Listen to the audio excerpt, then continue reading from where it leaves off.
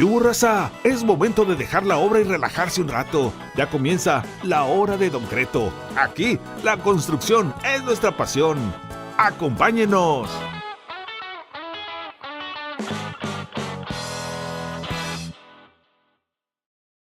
Bueno, muy buenas tardes. Les mandamos un saludo aquí desde el Centro de Tecnología del Cemento y Concreto, nuestro Centro de Investigación y Desarrollo de CEMEX para Latinoamérica.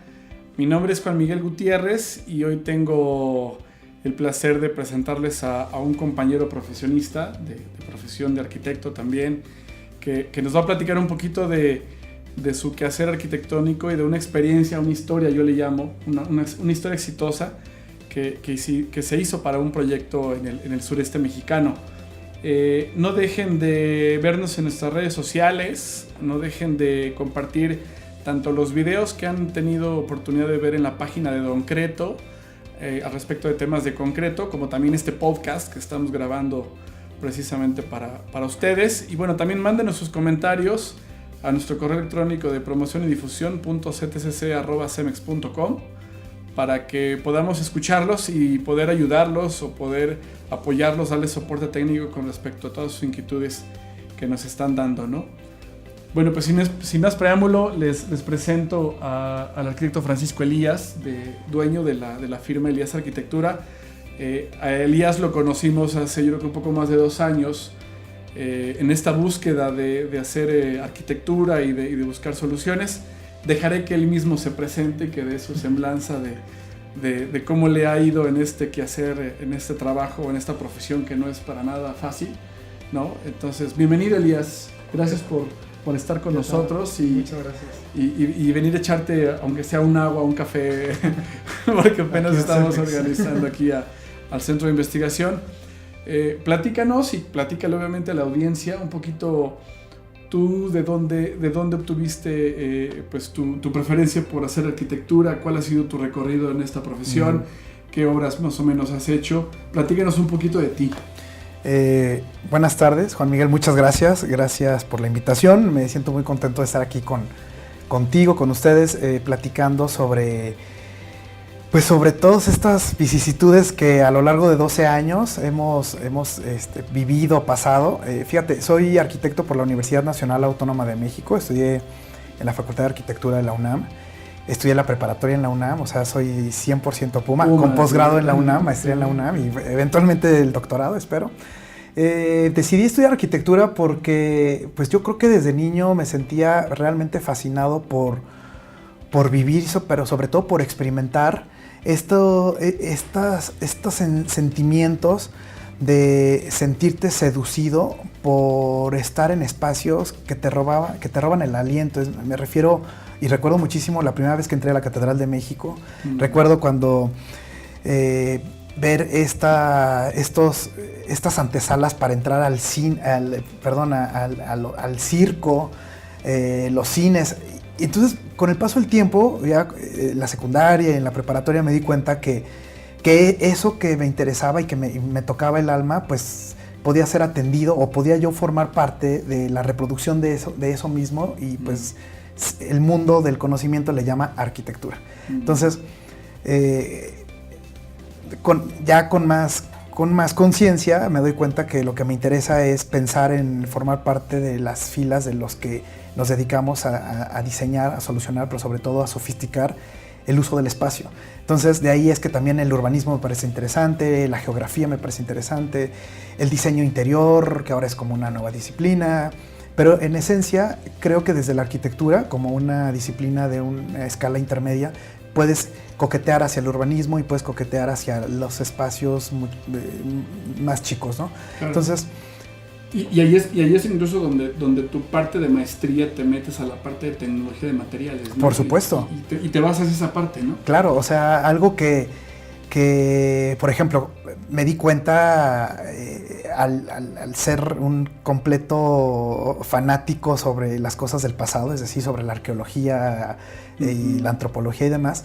Yo recuerdo, le comentaba en una entrevista, que uno de los regalos que más me gustó que dio mi padre era, de niño, de cumpleaños, era un video de National Geographic donde se hablaba de Abu Simbel en Egipto. Entonces yo tenía como 7 años yo creo y veía ese video y demás.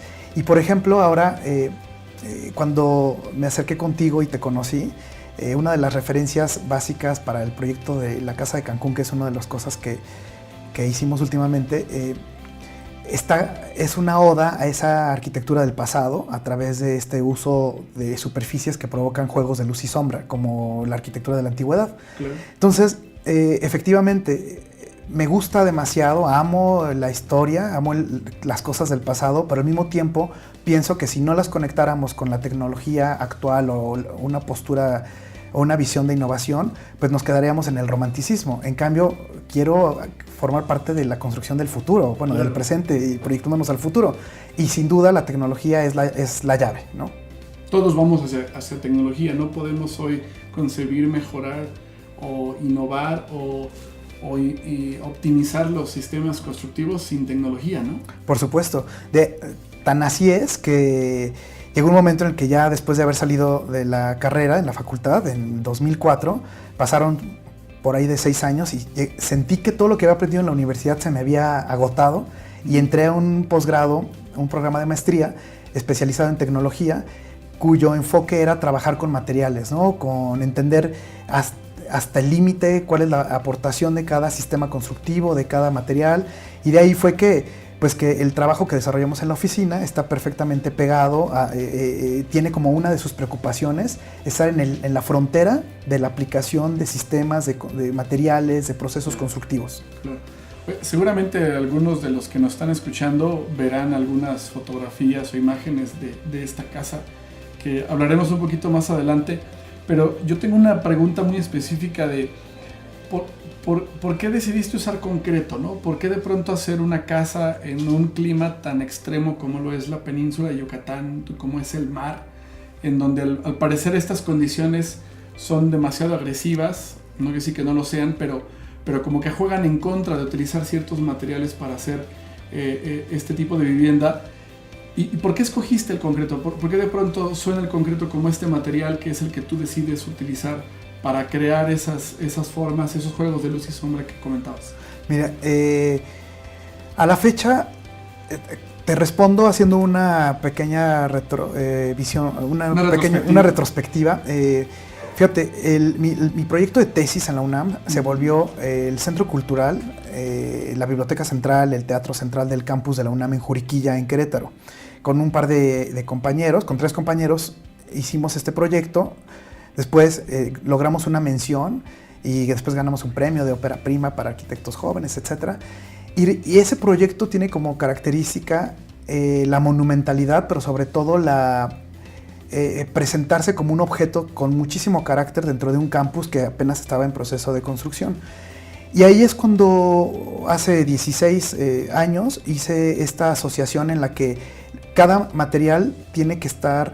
tiene la capacidad de expresar monumentalidad, transparencia, flexibilidad, es decir, cada material tiene una propia personalidad por los componentes físicos del propio material. Entonces, a 12 años que eché a andar la oficina, llega un cliente, una persona de 60 y tantos años, que quería hacer una casa de descanso que representara muchísimos años de trabajo y cuando yo le decía, oye, pero pues mándame imágenes más o menos como para saber por dónde, qué es lo que quieres lograr, solamente me mandaba casas fabulosas, fenomenales de la playa, y entonces leí entre líneas que parte de lo que buscaba era el reconocimiento y sobre todo una especie de monumentalidad.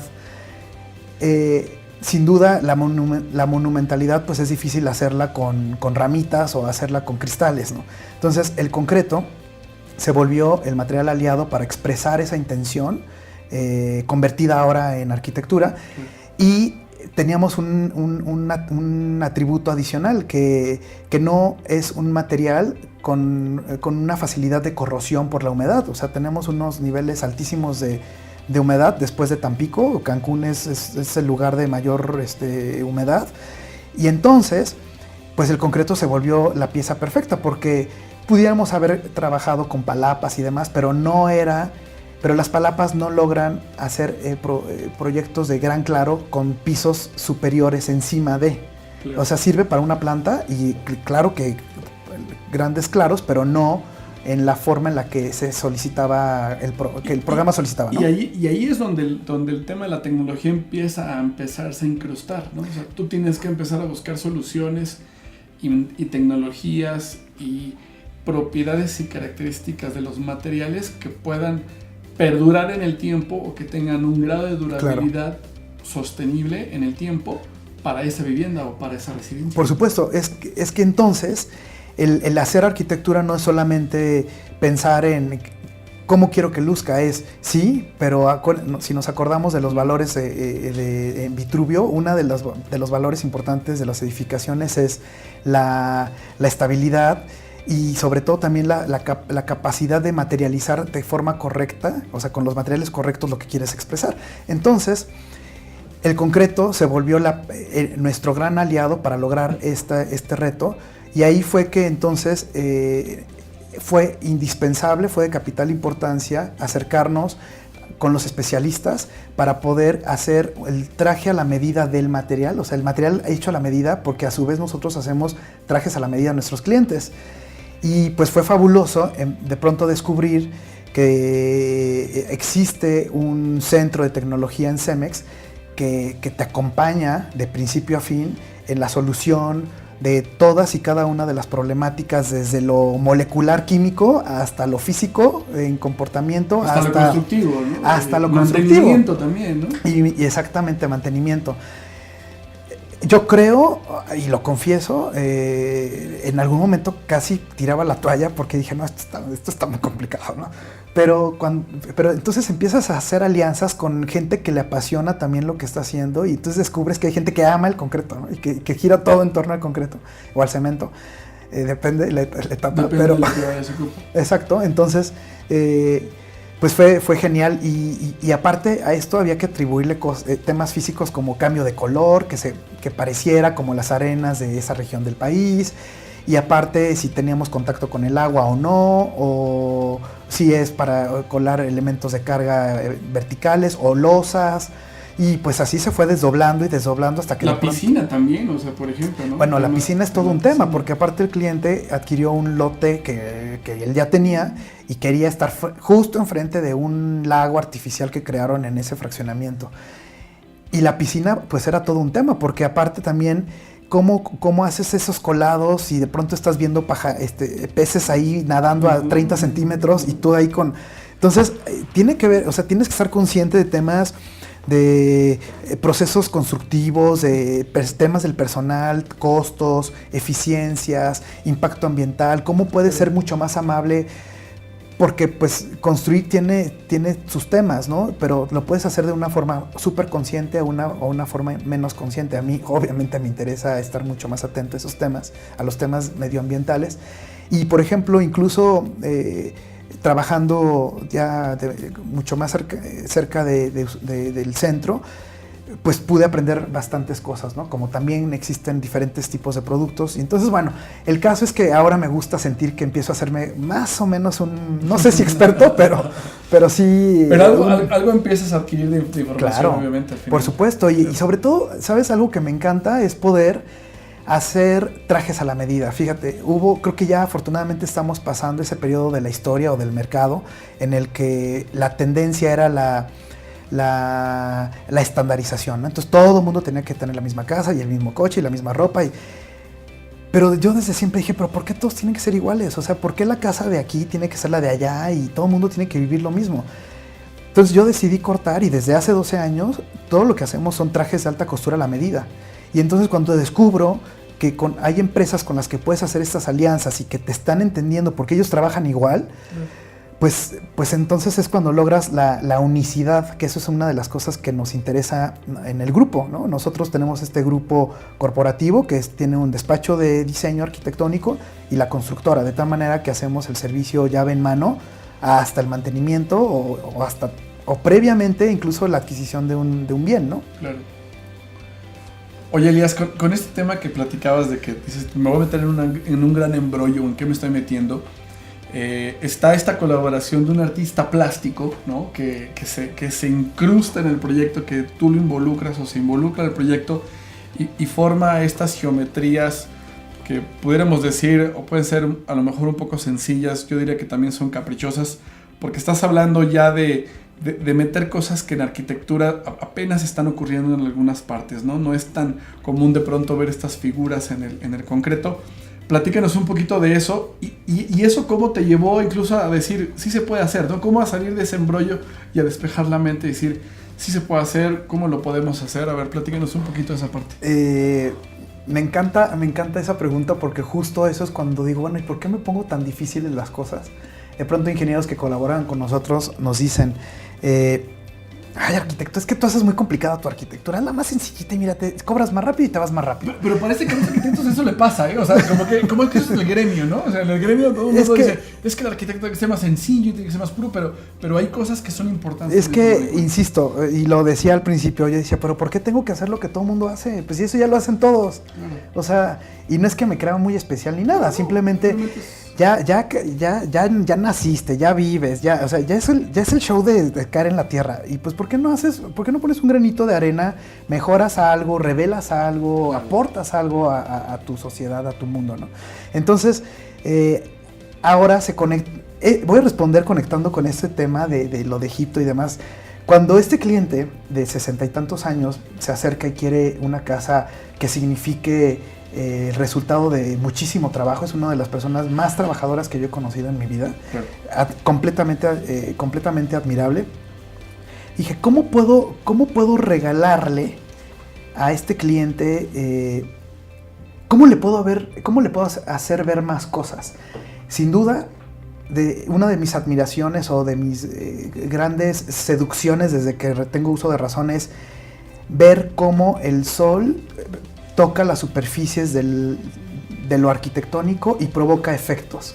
Eso el mundo del barroco lo entendió, pero también lo entendió el mundo teotihuacano y lo entendió el mundo maya y lo entendieron los egipcios y Mesopotamia y los fenicios y demás, donde entonces hacían arquitectura, labrando la arquitectura o la piedra para provocar efectos de luz y sombra, es decir, como una especie de trampa al ojo, donde entonces el sol es uno de los elementos de diseño. Pero a nosotros ya se nos olvidó eso, ¿no? Entonces uno piensa que el aire acondicionado, o sea, el aire viene del aire acondicionado, las lechugas nacen del supermercado.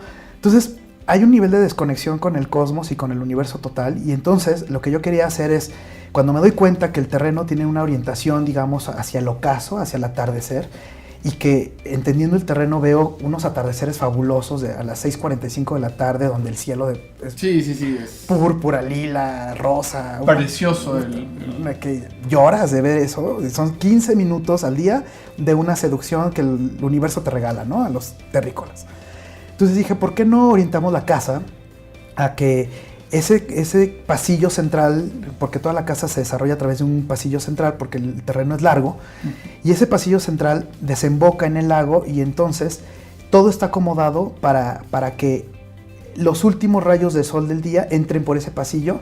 Y entonces me acordé del video que recibí de regalo a mis 6 años de Abu Simbel, donde en cada fecha determinada entra el sol y ilumina todo un pasillo en Abu Simbel y finalmente revela la escultura al fondo de Ramsés II, flanqueado por Horus y Osiris.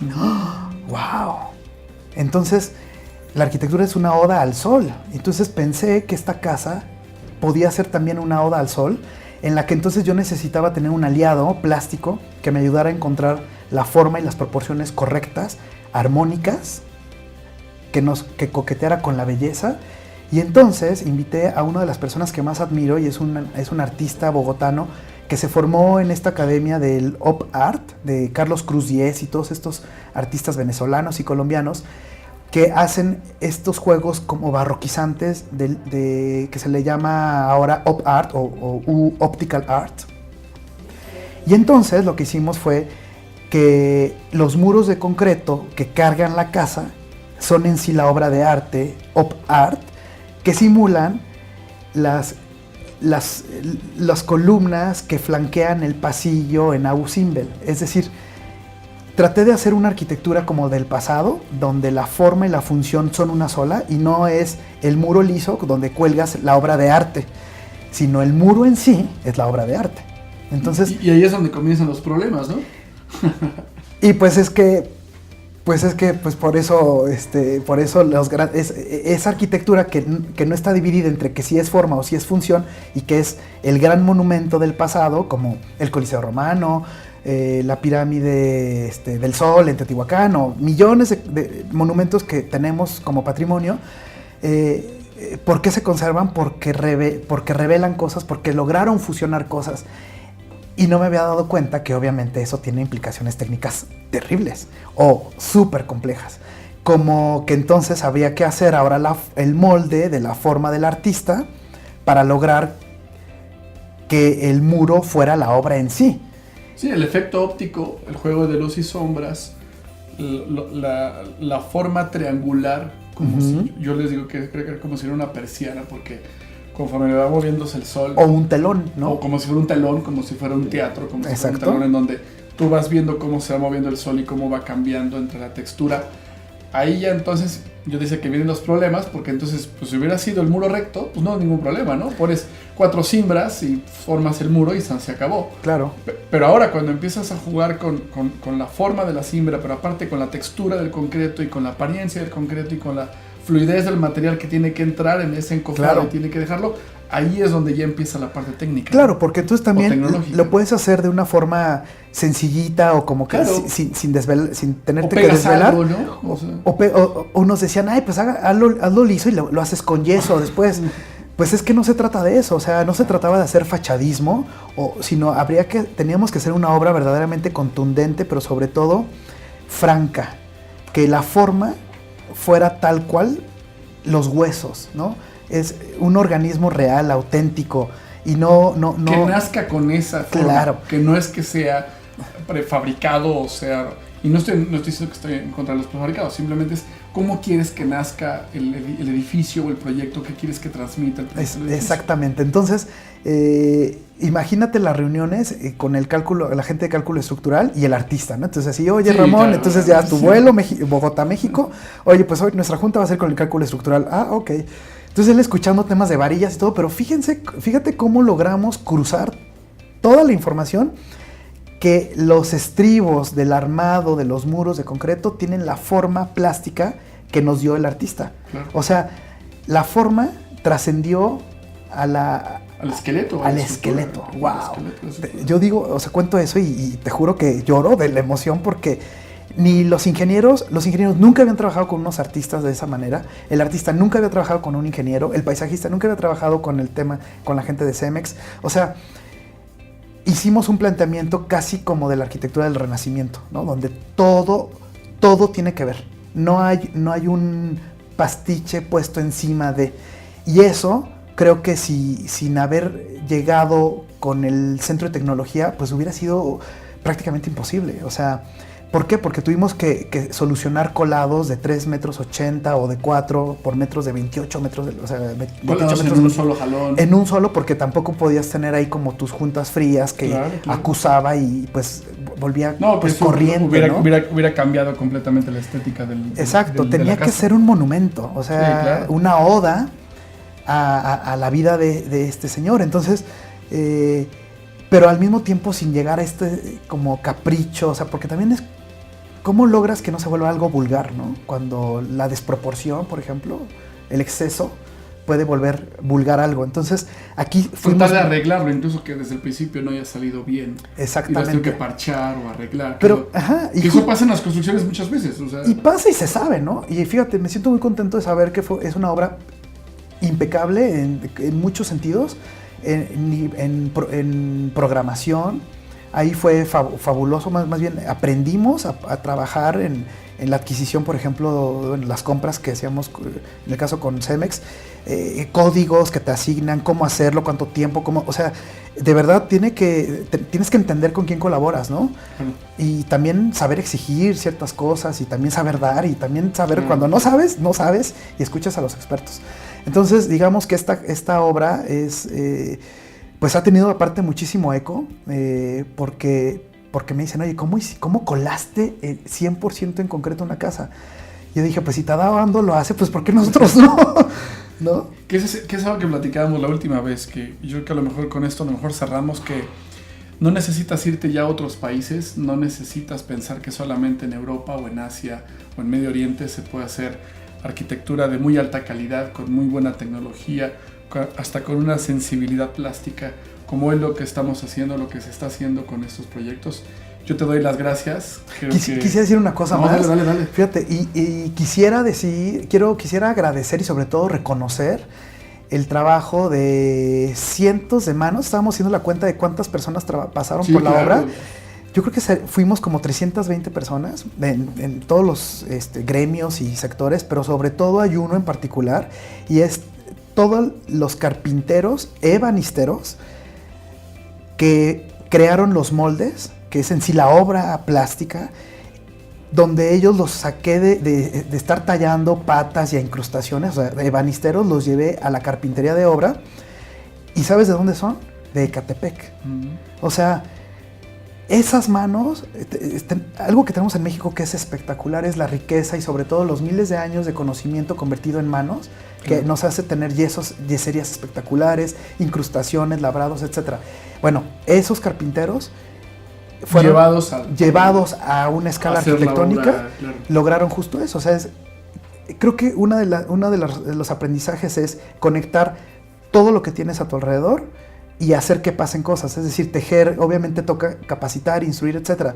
Pero yo creo que esto, con la experiencia que tengo en Estados Unidos, hubiera sido prácticamente imposible. Hacer buenísimo. Esto con manos americanas, perdón, pero hubiera sido muy diferente. Bueno, por lo menos 19 o 20 veces más el costo. Okay. ¿No? Oye, ahorita que mencionaste este tema de la gente de Ecatepec, quisiera cerrar con un tema. ¿Cómo es tu experiencia después de haber hecho este proyecto?